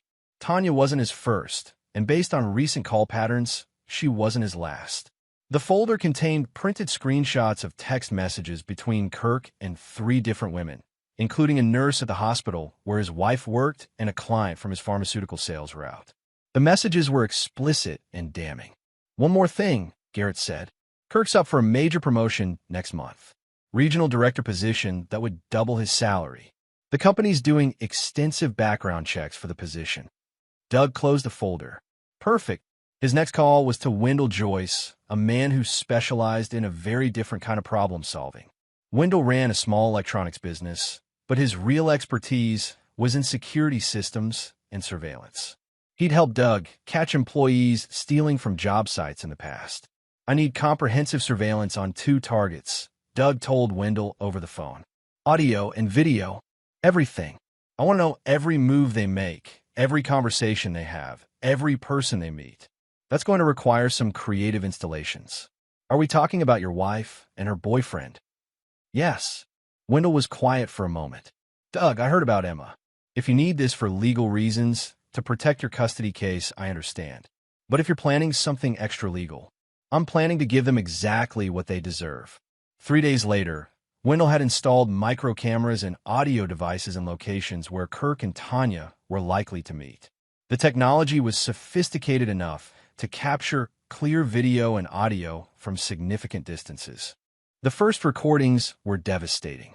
Kirk and Tanya met at a hotel 2 towns over, apparently unaware that Tanya's arrest had compromised their secret. Their conversation revealed the true scope of their callousness. My lawyer says I'll probably get probation, Tanya said on the recording. A year of therapy and community service. What about Doug? Kirk's voice was clear despite the long-range microphone. He'll get over it. He always does. Doug's not the type to hold grudges. Doug paused the recording and laughed. It was a sound devoid of humor. Kirk's voice continued. My wife still doesn't know anything. As far as she's concerned, I've been working late on client meetings. What about after this whole thing dies down? Can we still see each other? We'll be more careful. Maybe rent an apartment across town. Somewhere Doug won't think to look. Doug stopped the recording. They were planning to continue their affair, even after nearly killing Emma. They felt no remorse, no guilt, no responsibility for what they'd done. But the most revealing part came 20 minutes later in the recording. I still can't believe you gave her that much medication, Kirk said. You said it would just make her sleep deeper. I said half a pill, Tanya. Half a pill once a week, not every night for 6 weeks. Jesus Christ, you could have killed her. But I didn't. She's fine. She collapsed at school and nearly went into a coma. That's not fine. Well, maybe if you'd found us a better place to meet, I wouldn't have needed to drug her so often. The casual way they discussed poisoning his daughter made Doug's vision go red. They were arguing about technique, not morality. They saw Emma as an obstacle to their convenience, nothing more. Doug had what he needed. Now, it was time to start construction on their destruction. Chapter 5. Breaking Ground. Doug's demolition of Kirk West's life began with surgical precision. He learned in construction that the most effective way to bring down a structure was to remove its critical support points, then let gravity do the work. His first target was Kirk's promotion. Doug used an untraceable email account to send Meridian Pharmaceuticals' corporate compliance department a package containing Kirk's financial records, documentation of his unauthorized use of company credit cards, and evidence of his illegal prescription drug sales. The email was professionally written, presenting the information as coming from a concerned employee who wished to remain anonymous. Doug included enough corroborating evidence to make the allegations impossible to ignore. Within 48 hours, Kirk West was suspended pending investigation. Doug learned about the suspension from Michelle Craig, who mentioned during a chance encounter at the grocery store that Kirk had canceled all his appointments for the week. He seemed really shaken up, Michelle said. Word is there's some kind of corporate investigation. The second phase targeted Kirk's marriage. Doug had Wendell deliver a package to Veronica West's workplace at the Children's Hospital. The package contained printed copies of Kirk's text messages with multiple women, hotel receipts, and photographs from the surveillance equipment showing Kirk entering hotel rooms with various women, including Tanya. Doug had been careful to edit out any images that might identify Emma or compromise his daughter's privacy. This wasn't about his family. It was about Kirk's. The package included a note. Your husband has been having affairs for years. He's also been selling prescription medications illegally. I thought you deserved to know the truth. Doug watched from across the street as Veronica West opened the package in the hospital parking lot during her lunch break. Even from a distance, he could see her face change as she processed what she was seeing. She sat in her car for nearly an hour, going through every piece of evidence. When she finally started her car, she drove straight to Kirk's office. Garrett's contacts in the police department confirmed that Veronica West had filed for divorce that afternoon and obtained a restraining order requiring Kirk to stay away from their home and children. She also turned over evidence of his prescription drug dealing to the DEA, Garrett told Doug. Kirk's looking at federal charges now. But Doug wasn't finished. Phase 3 was the most personal. Using information from Kirk's social media posts, Doug learned that Kirk coached his 8-year-old son's Little League team and was scheduled to coach a game that Saturday. Doug arrived at the baseball field early, wearing a baseball cap and casual clothes that made him blend in with the other parents. He waited until Kirk arrived, then approached him near the dugout. Kirk West. Kirk turned, his face haggard from 3 days of professional and personal crisis. Yeah, I'm Doug Woods, Tanya's husband. Kirk's face went white. He glanced around at the other parents and children nearby. Look, man, this isn't the place.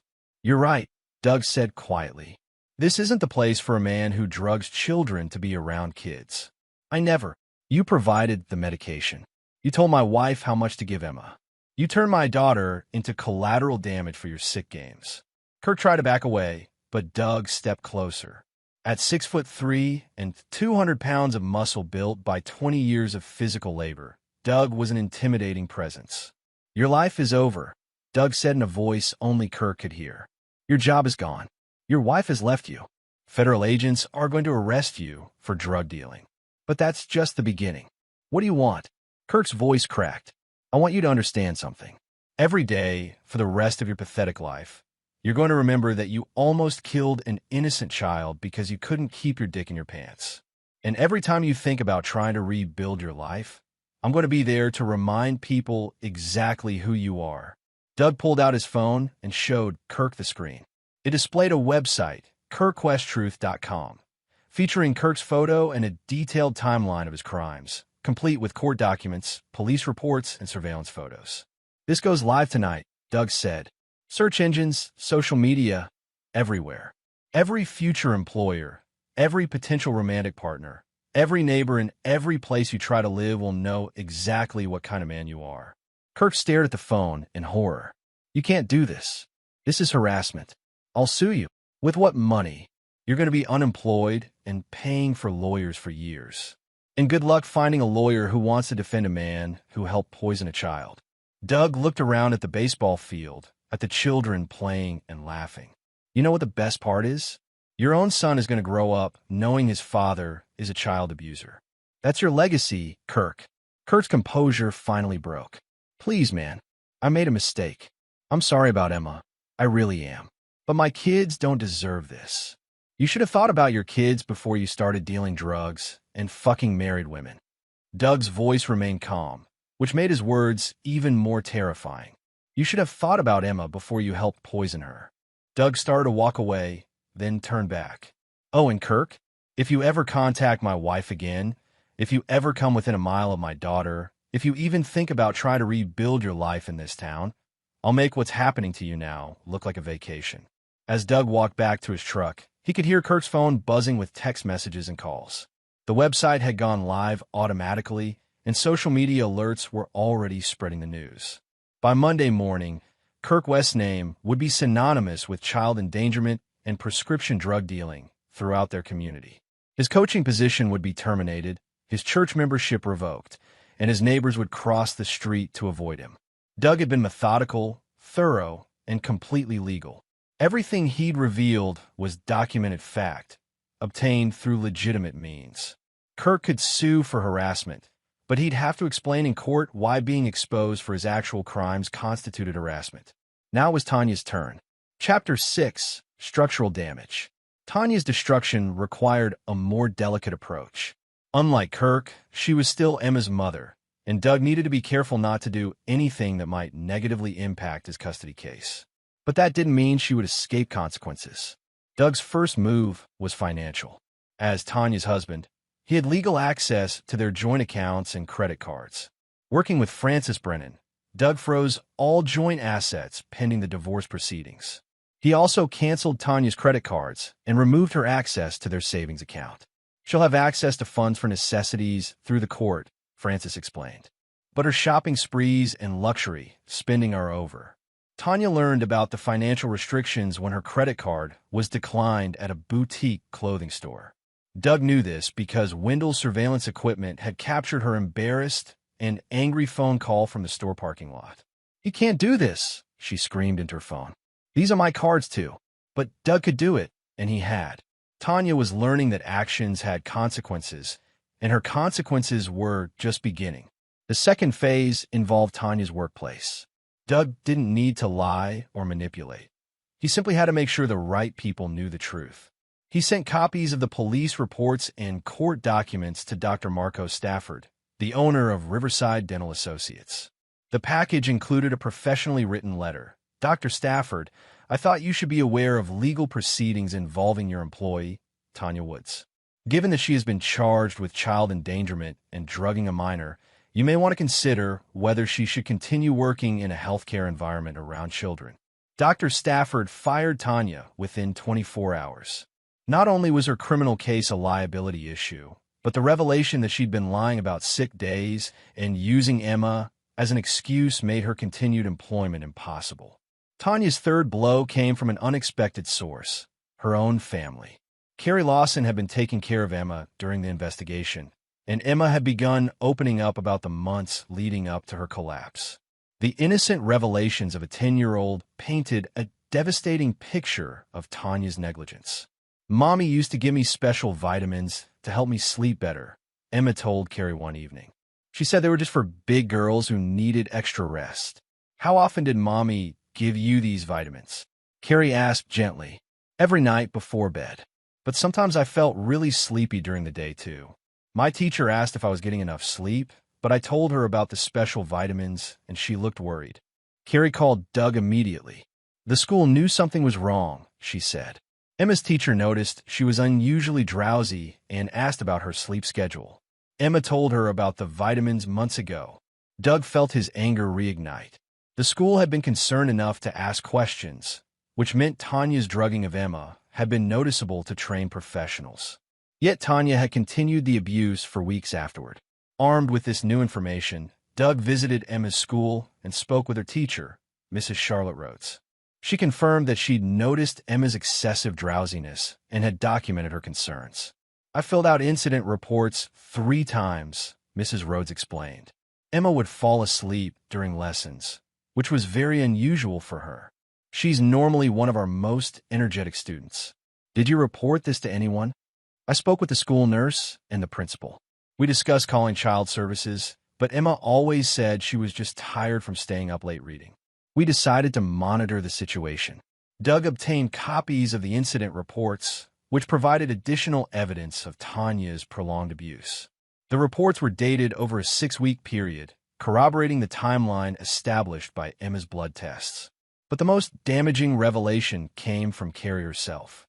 "Doug, I need to tell you something," Carrie said during one of their meetings to discuss Emma's care. "I knew Tanya was having an affair." Doug felt his world shift again. "How did you know?" "She asked me to lie for her about 2 months ago. She said if you ever called looking for her, I should tell you she was with me. She claimed she was planning a surprise for your anniversary and needed an alibi. Why didn't you tell me?" Carrie's eyes filled with tears. "Because I believed her.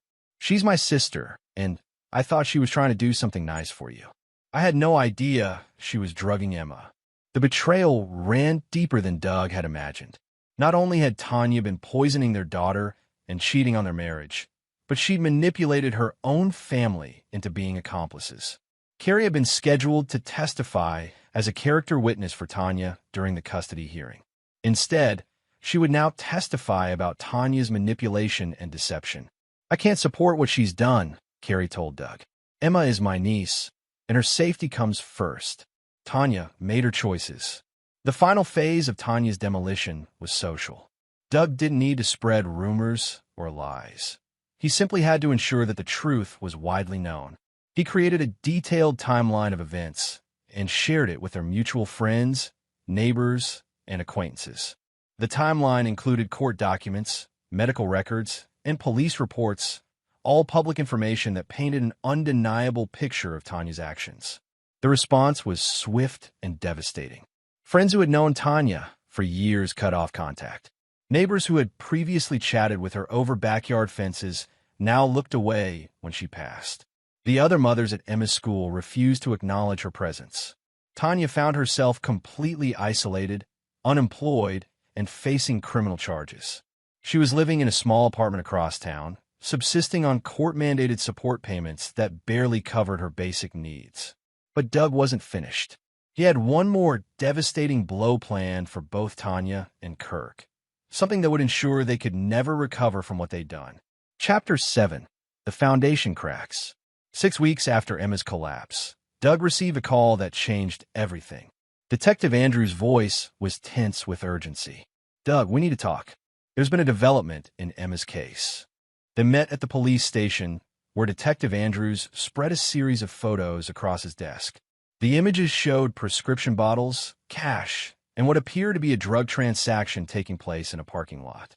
"We've been investigating Kirk West's prescription drug operation," Detective Andrews explained. "What we found is bigger than we initially thought. Kirk wasn't just selling samples. He was running a full distribution network." Doug studied the photos. "What does this have to do with Emma?" Kirk was selling lorazepam and other controlled substances to at least 15 people in the area. But here's the thing. Some of his clients were parents. The implication hit Doug like a physical blow. Other children. We've identified at least 3 other cases where parents were giving their children unprescribed medication obtained from Kirk West. 2 were using it to control ADHD symptoms without proper medical supervision. 1 was using it exactly like your wife, to make their child sleep deeper during parental activities they wanted to hide.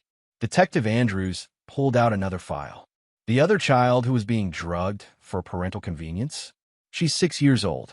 She's been hospitalized twice in the past month for unexplained fatigue that doctors couldn't diagnose. Doug felt sick. Kirk West hadn't just enabled Tanya's abuse of Emma. He'd been facilitating child abuse throughout their community. "There's more," Detective Andrews continued. "The DEA raided Kirk's storage unit yesterday. They found enough controlled substances to supply a small pharmacy. Kirk wasn't just skimming samples. He was stealing entire shipments from Meridian Pharmaceuticals." The detective slid another document across the desk. "Kirk's been arrested on federal charges: drug trafficking, distribution of controlled substances to minors, theft of pharmaceuticals, and conspiracy to commit child endangerment. He's looking at 25 to life." Doug absorbed this information with grim satisfaction. Kirk West's crimes were far more extensive than anyone had realized. The man who had helped poison Emma was a major drug dealer who had endangered countless children. What about the other parents involved? All facing charges. The 6-year-old's mother has been arrested for child endangerment and aggravated child abuse. The others are being charged based on the evidence we've gathered. Detective Andrews leaned back in his chair. Doug, I want you to know that your decision to push for a full investigation probably saved other children's lives. If you just accepted Tanya's plea deal and moved on, we never would have uncovered Kirk's operation. That evening, Doug sat in his living room with Emma, who had finally been cleared to come home. She was still undergoing therapy to process the trauma of her mother's betrayal, but she was resilient and strong, qualities she'd inherited from Doug. Daddy, why did Mommy give me those medicines? Emma asked during one of their quiet conversations. Doug had struggled with how to explain the situation in terms a 10-year-old could understand. Sometimes grown-ups make very bad choices, sweetheart. Mommy made choices that hurt you, and that was never okay. Is that why she can't live with us anymore? Yes. My job is to keep you safe, and I can't do that if someone who hurt you is in our house. Emma nodded solemnly. I like living with just you and Aunt Carrie helping. It feels safer. The custody hearing was a formality after the federal charges against Kirk were announced. The judge awarded Doug full custody with supervised visitation for Tanya, pending the completion of her criminal case and mandatory therapy. But Doug had one final revelation that would destroy any possibility of Tanya rebuilding her life. Working with Garrett Jordan, Doug had traced the timeline of Tanya's affair more precisely. What they discovered was that Tanya hadn't just been cheating. She'd been planning to leave Doug and take Emma with her. Garrett had found evidence that Tanya and Kirk had been looking at apartments together, researching custody laws, and even consulting with a lawyer about divorce proceedings, all while they were drugging Emma. She wasn't planning to stop the medication, Garrett explained. Based on the evidence, they were going to continue drugging Emma to manage her during the transition to their new life together. The most damning evidence was a text message from Tanya to Kirk. We'll have to keep giving her the pills until she adjusts to the new arrangement. Maybe we can wean her off them gradually once we're established. They had been planning to continue poisoning Emma indefinitely, treating her like an inconvenient obstacle to their happiness rather than a human being who deserved protection and love. Doug presented this evidence to the prosecutor handling Tanya's case. The revelation that she had been planning to continue the abuse as part of a broader scheme to abandon her marriage transformed her charges from simple child endangerment to conspiracy to commit aggravated child abuse. Tanya's plea deal was revoked. She would now face trial on felony charges that carried a potential sentence of 5 to 15 years in prison. When Tanya learned about the additional charges, she made one final desperate attempt to contact Doug. She called him from jail, begging for mercy. Doug, please. I know I made mistakes, but Emma is my daughter. I love her. I never meant for any of this to happen.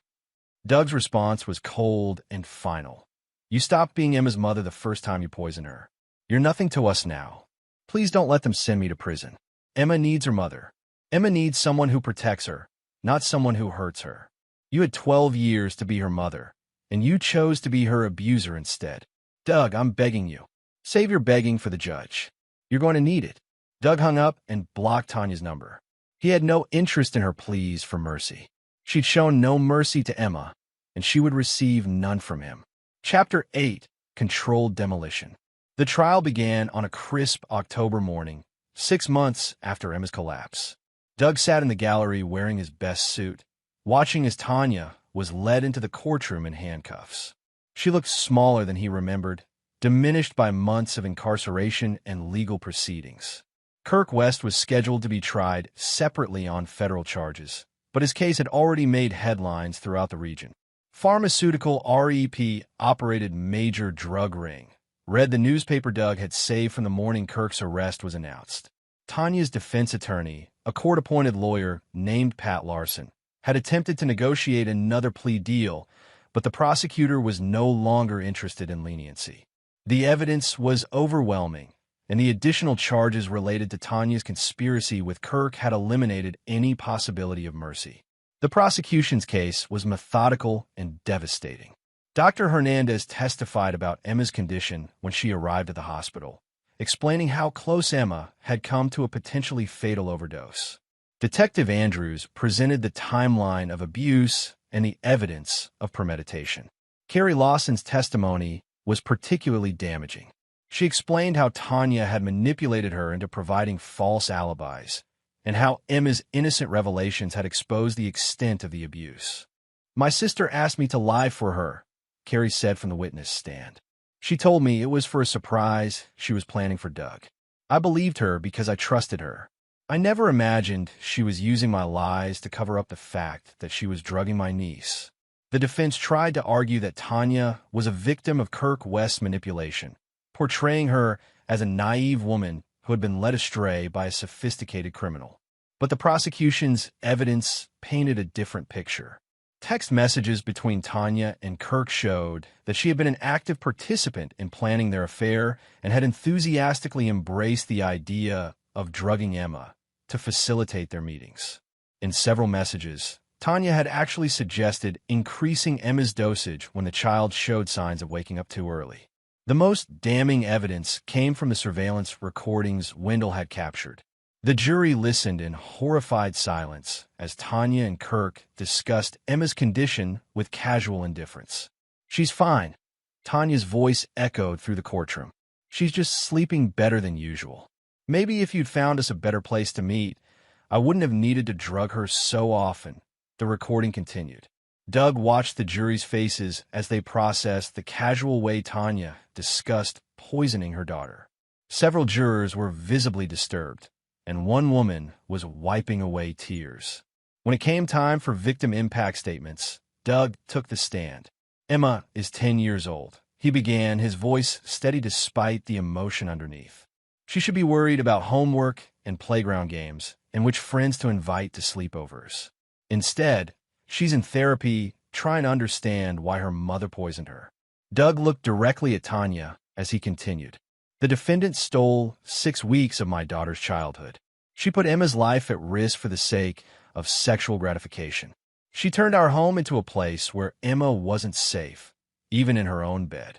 But the worst part isn't what she did, it's how she did it. She looked Emma in the eye every night and gave her poison while telling her it was medicine to help her feel better. She violated the most basic trust between a parent and child." Doug's voice grew harder. "The defendant has shown no genuine remorse. Even after Emma's hospitalization, she continued meeting with her accomplice to plan their future together. She saw Emma's suffering as a minor inconvenience, not a tragedy she had caused." He paused, gathering his thoughts. "Emma is a survivor. She's strong and brave and resilient. She will recover from this and live a full, happy life. But she will do it without the person who was supposed to protect her, because that person chose to hurt her instead." Doug stepped down from the witness stand without looking at Tanya again. He had said everything he needed to say. The jury deliberated for less than 3 hours. They found Tanya guilty on all counts: aggravated child endangerment, conspiracy to commit child abuse, administration of controlled substances to a minor, and child abuse resulting in bodily harm. During sentencing, Judge Nicholas Roth addressed Tanya directly. "Mrs. Woods, I have presided over criminal cases for 15 years, and I have rarely seen such a callous disregard for a child's welfare. You systematically poisoned your own daughter for weeks, not out of mental illness or desperation, but for your own convenience and pleasure. The evidence shows that you were fully aware of the risks you were taking with Emma's life, yet you continued the abuse because it served your purposes. You showed no mercy to a helpless child, and this court will show none to you. I hereby sentence you to 12 years in state prison, with the possibility of parole after 8 years. You are permanently prohibited from unsupervised contact with any minor, including your daughter. Your parental rights are hereby terminated." The gavel fell with finality. Tanya collapsed into sobs as the bailiff approached to lead her away. She turned toward Doug with desperate eyes, but he was already walking out of the courtroom with Emma, who had been waiting in the hallway with Carrie. Is it over, Daddy? Emma asked as they walked to the parking lot. It's over, sweetheart. You're safe now.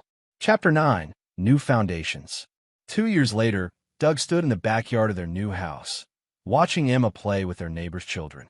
She was 12 now, taller and more confident, with no visible scars from the trauma she'd endured. The therapy had helped, but more importantly, she'd been surrounded by love and security ever since. The new house was in a different school district, a fresh start where Emma could grow up without the whispers and stares that had followed her in their old neighborhood. Doug had sold the construction business and started a smaller company that allowed him to work from home more often. Emma's well-being had become his priority above all else. Carrie still helped with childcare, and she'd become like a second mother to Emma. The rest of Tanya's family had initially tried to maintain relationships, but Doug had made it clear that anyone who supported Tanya's actions wasn't welcome in Emma's life. Family loyalty had limits, and those limits were Emma's safety and emotional health. Kirk West had been sentenced to 28 years in federal prison. His wife Veronica had moved across the country with their children, changing their names to escape the notoriety of their father's crimes. The last Doug had heard, Kirk's drug distribution network had been responsible for at least 12 cases of child endangerment, making him one of the region's most notorious criminals.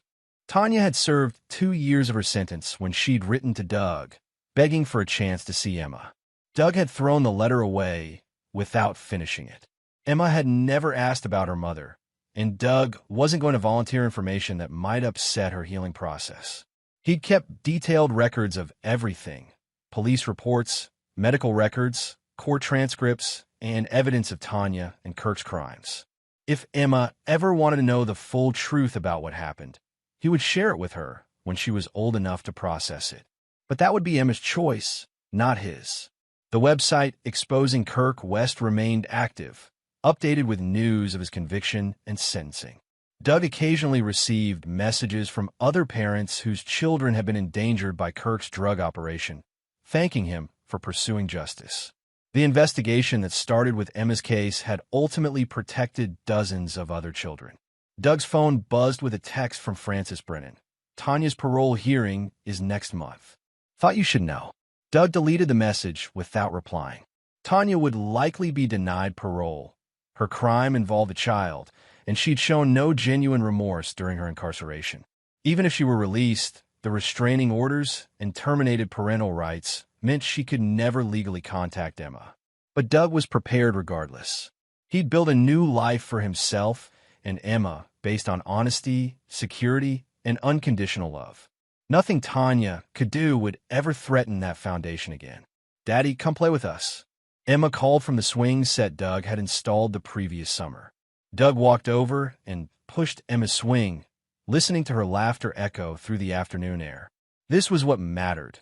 Not revenge or justice or punishment, but the simple joy of a child who felt safe and loved.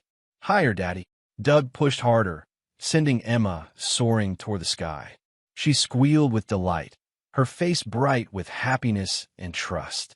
Some people might say Doug had been too harsh, too unforgiving in his pursuit of justice. They might argue that Tanya deserved compassion or second chances, that Kirk West's punishment was excessive. But those people hadn't sat in a hospital room watching their child struggle to survive after being poisoned by the person who was supposed to protect her. They hadn't heard recordings of two adults casually discussing drugging a child, as if she were an inconvenient pet. Doug had promised Emma that he would keep her safe, and he'd kept that promise. Tanya and Kirk had made their choices when they decided that their selfish desires were more important than a child's life. Now, they were living with the consequences of those choices. Emma jumped off the swing and ran to hug Doug's legs. I love you, Daddy. I love you too, sweetheart.